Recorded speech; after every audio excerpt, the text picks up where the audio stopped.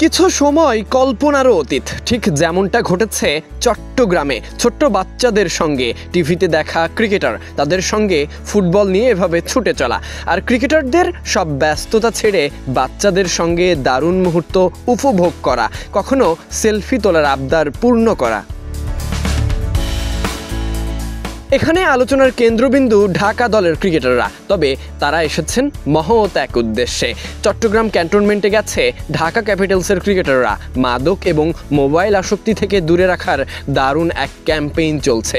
সেখানে ছোট্ট বাচ্চাদের সঙ্গে ফুটবল ম্যাচ খেলছে তারকা ক্রিকেটাররা।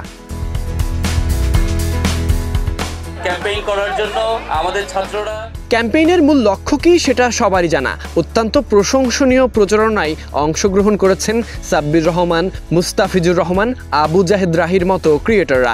এই ক্যাম্পেইনের মূল লক্ষ্য নতুন প্রজন্মকে মাদক এবং মোবাইল আসক্তি থেকে দূরে রাখা।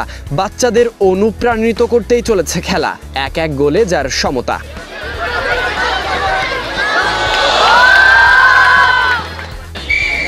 তারকাদের কাছ থেকে পেয়ে বাচ্চারা দারুণ উচ্ছ্বাসিত হয়েছে। এই ইভেন্টে দারুণ সবকিছুর আয়োজনও চলেছে, এগুলো বিপিএল এর মাঝে চট্টগ্রাম ক্যান্টনমেন্টে।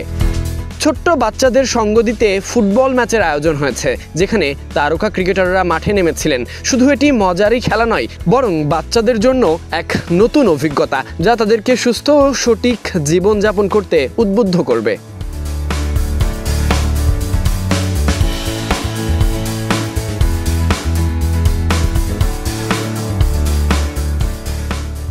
এবারের বিপিএলে অন্যতম আলোচনার কেন্দ্রবিন্দু ছিল ঢাকা ক্যাপিটালস, তবে মাঠের ক্রিকেটে তারা কেন জানি কিছুটা পিছিয়ে। এখন পর্যন্ত ঢাকা ক্যাপিটালস তলানিতে থাকলেও কাগজে কলমে তারা ঠিকই টিকে আছে, সব ধরনের বাস্তবতা মেনেই এগিয়ে যাওয়া। মাঠের ক্রিকেটে যেমন ওরা প্রাণবন্ত, মাঠের বাইরে এমন ক্যাম্পেইনে এসব কিছু আলাদা বার্তাই বহন করে, প্রমাণ দেয় দায়িত্ববোধের জায়গা। Sadiq Ahmed Sunny, BD ক্রিক time.